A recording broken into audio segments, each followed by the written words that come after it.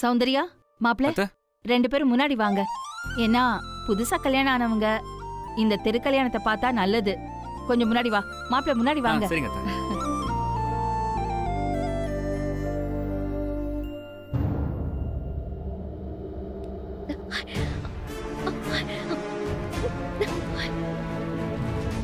சாரிங்க, சும்மா ஒரு உரிமையில தான் கையை பிடிச்சேன். ஃப்ரெண்டுன்னு தானே சொன்னீங்க, அதுக்குள்ள கையெல்லாம் பிடிக்கிறீங்க. சாரிங்க, தப்பா எடுத்துக்காதீங்க, சத்தம் போடாதீங்க.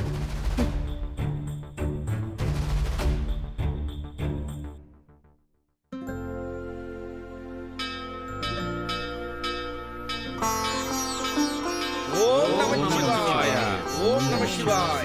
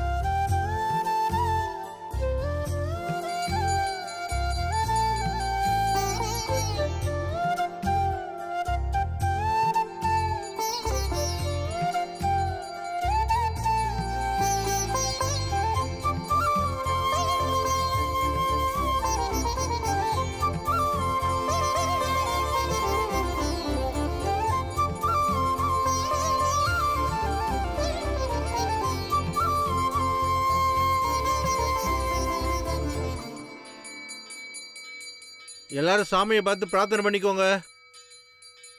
கடவுளே, திவாகருங்கிற அரக்க என்ன ரொம்ப தொல்லை பண்ணி எனக்கு மன உளைச்சலை கொடுத்துட்டு இருக்கான். எனக்கு அந்த திவாகரோட பிரச்சனை தீரணும்.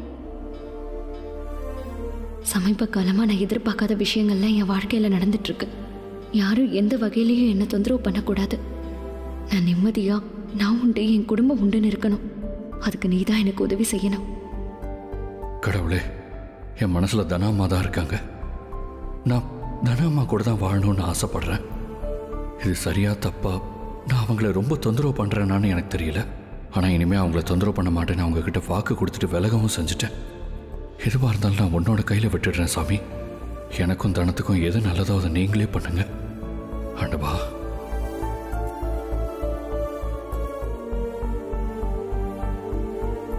கடவுளே, என் முன்னாடி இருக்கிற இந்த தடையெல்லாம் விலகி நான் ஆசைப்பட்ட மாதிரி என் மாமா கூடயே வாழணும். அதுக்கு நீதான் அருள் புரியணும்.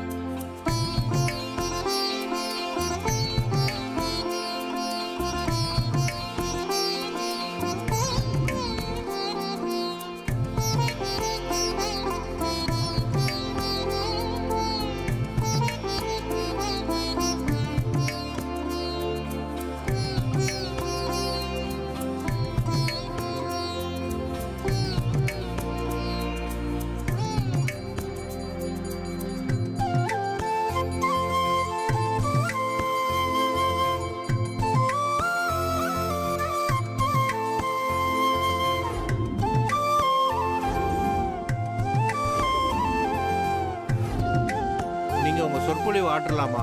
சரிங்கய்யா.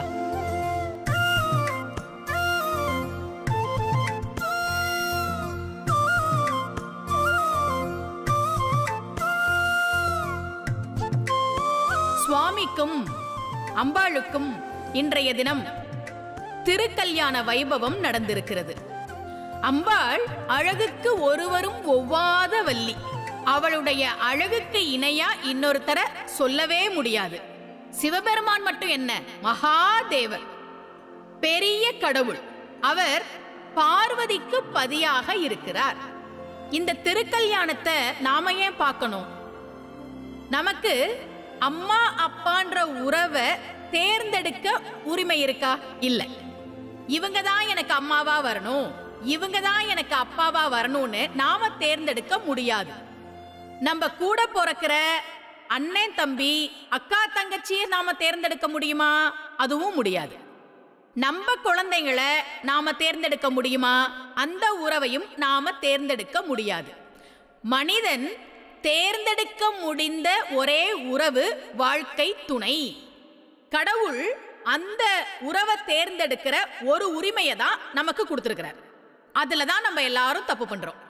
சரியான வாழ்க்கை துணை அமைய வேண்டும் அப்படின்றதுதான் நிறைய பேரோட பிரார்த்தனை. அதுக்கு தான் இந்த திருக்கல்யாணத்துக்கு நம்ம வந்திருக்கிறோம்.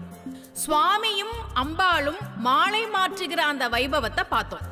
மாலையிலேயே பல வகை உண்டு. அம்பாளுக்கு சாற்றுகிற மாலைக்குத்தான் மாலைன்னு பேரு. சுவாமிக்கு சாற்றுகிற மாலைக்கு தார் அப்படின்னு பேரு. பூக்களால மாலை கட்டணும் அப்படின்னா கொஞ்சம் முல்லைப்பூ, கொஞ்சம் மல்லிகைப்பூ, கொஞ்சம் ஜாதிப்பூ, இப்படி பூக்களை வைத்து மாலை கட்டினால் அதற்கு தொடையல் அப்படின்னு பேரு. இலைய வச்சு மாலை கட்டுவாங்க. துளசியை வச்சு கட்டுறது, வில்வத்தை வச்சு கட்டுறது, மரிக்கொழுந்த வச்சு கட்டுறது, இப்படி இலைய வச்சு கட்டினா அதுக்கு பிணையல்னு பேரு. சில சமயம் பூவையும் இலையையும் சேர்த்து கட்டுவாங்க. இதுக்கு வாசிகைன்னு பேரு. ரொம்ப நெருக்கமா கட்டியிருந்தா அந்த மாலைக்கு அலங்கல்னு பேரு. தார்குலாம் அலங்கல் மார்பன் அப்படின்னு லக்ஷ்மணனை கம்பன் சொல்றான். இப்படி மாலையிலேயே பல வகைகள் உண்டு. இந்த மாலைய திருமணத்துல கணவனும் மனைவியும் மாற்றுகிற வைபவம் ரொம்ப முக்கியம். ஏன் தெரியுமா? என்னோட சந்தோஷம் துக்கம், உன்னோட சந்தோஷம் துக்கம். என்னோட நிறைகள் குறைகள், உன்னோட நிறைகள் குறைகள்.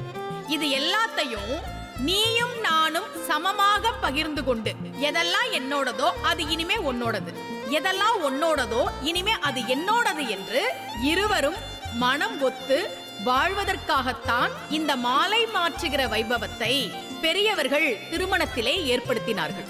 சுவாமி அம்பாளினுடைய திருக்கல்யாணம் பார்ப்பதினுடைய பலன் என்ன தெரியுமா?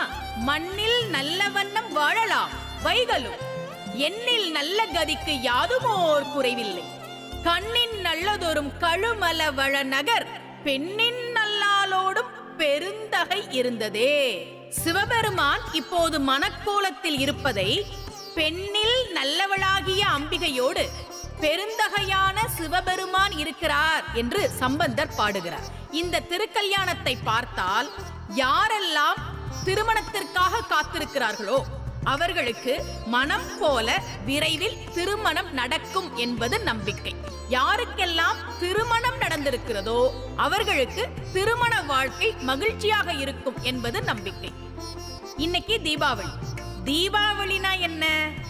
இருள் நீங்குவதற்காக தீபங்களை வரிசையாக அடுக்கி வைத்து நாம் கொண்டாடுகிற விழாதான் தீபாவளி. வாழ்க்கையில யாருக்கெல்லாம் இருட்டுன்னு இருக்கோ அதெல்லாம் விலகக்கூடிய நாள். ஏன்? சுவாமி அம்பாளினுடைய திருக்கல்யாணத்தை இன்னைக்கு நாம பார்த்திருக்கிறோம். நிச்சயமாக உங்களுடைய வீடுகளில் மங்கள காரியம் மிக விரைவில் நடக்கும். திருமண வாழ்க்கை மிக மகிழ்ச்சியாக இருக்கும். எல்லா சகல சௌபாக்கியங்களையும் அம்பிகையும் சுவாமியும் உங்களுக்கு நிச்சயமாக இந்த தீபாவளி திருநாளில் அம்பிகையினுடைய கழுத்தில் மாங்கல்ய தாரணம் ஏறிய இந்த வைபவத்தில் கலந்து கொண்ட உங்கள் அனைவருக்கும் நிச்சயமாக கொடுப்பார்கள் என்று சொல்லி விடைபெறுகிறேன். நன்றி, வணக்கம்.